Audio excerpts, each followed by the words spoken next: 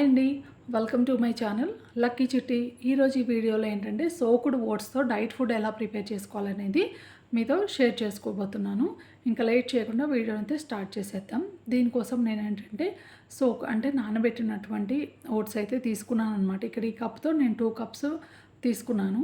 ఈ ఓట్స్ వేసుకొని దీంట్లో ఏంటంటే ఇప్పుడు నేను chia seeds plus pumpkin seeds, walnuts కూడా యాడ్ చేసుకుంటున్నాను. మీకు డ్రై ఫ్రూట్స్ ఏవి అందుబాటులో ఉంటే ఆ డ్రై ఫ్రూట్స్ అయితే వేసుకోవచ్చు.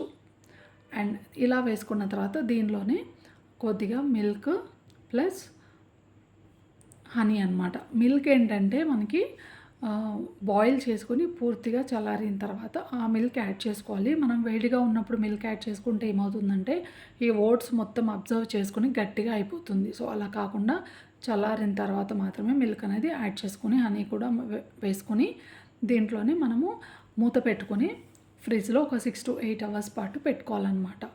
ఇక్కడ ఏంటంటే మనము ఫ్రిడ్జ్ నుంచి బయటకు తీసిన తర్వాత దీంట్లో సినమన్ పౌడర్ అంటే దాల్చిన చెక్క పౌడర్ ఉంటుంది కదా, అది వేసుకోవచ్చు. లేదంటే ఖర్జూరం పొడి ఉంటుంది కదా, ఎండు ఖర్జూర పొడి, అది కూడా వేసుకోవచ్చు అనమాట హనీకి బదులుగా.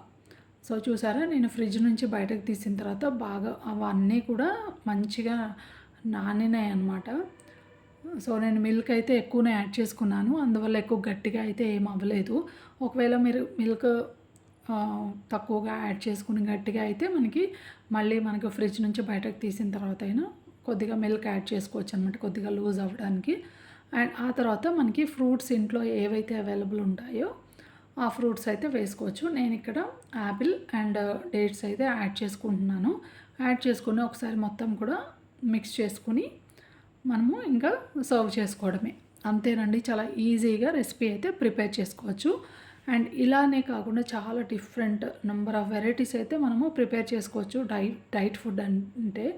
సో అదే అండి, వీడియో నచ్చితే తప్పకుండా లైక్ చేయండి, షేర్ చేయండి, సబ్స్క్రైబ్ చేయడం మాత్రం అస్సలు మర్చిపోకండి. Thank you for watching.